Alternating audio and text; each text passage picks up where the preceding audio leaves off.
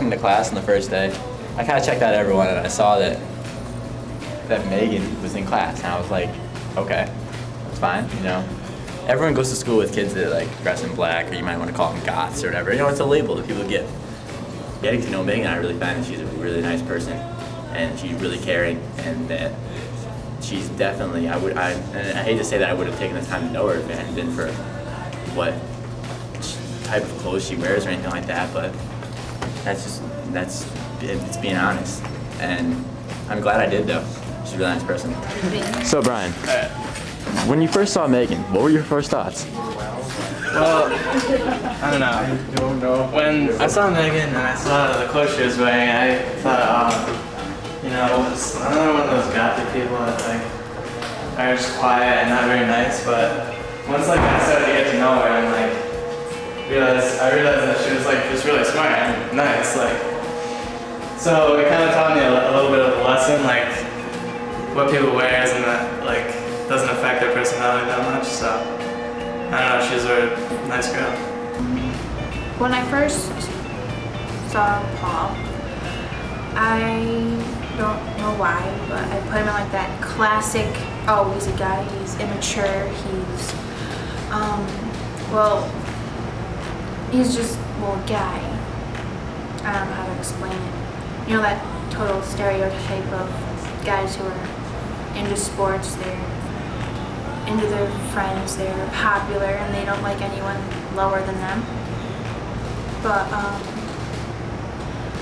I mean, after getting to know him, I realized that he really isn't that kind of person. He just kind of seemed like sort of a jock type, like the kind that wouldn't really, you know, talk to underclassmen or like talk to anybody but his like sports group or his team.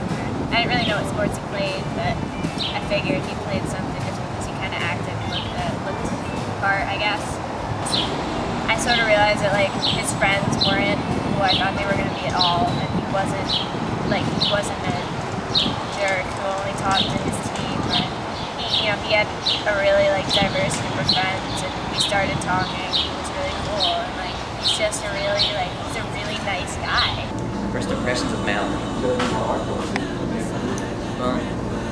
Well, she was in my history class sophomore year, and at first, now that I think about it, it was really hard to get a read on her.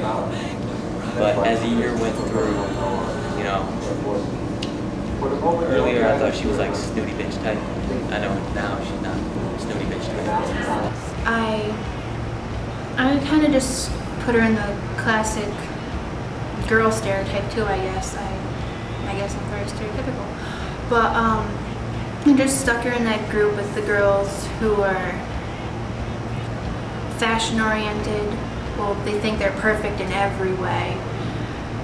Well, I guess you can call them snooty. And I realized that she really isn't as snooty as I thought she was. And she's actually a nice person, but I just freaking hate that kid. Burning passion. But, you know, I was never a fan of any of the skater type people who thought they were all hardcore. He's very quiet, nice. Well, at first I just thought it was kind of a jerk because of all the things he said, like just being an asshole to everybody. But, you know, then I realized that it was more just a sense of humor, and I don't know, it was different from what I was used to.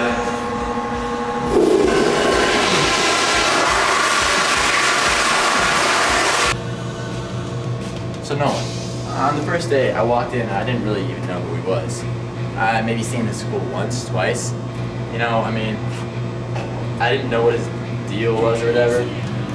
He seemed like, you know, he seemed kind of, I don't want to say nonchalant. Just kind of sitting in the side there, making sarcastic comments.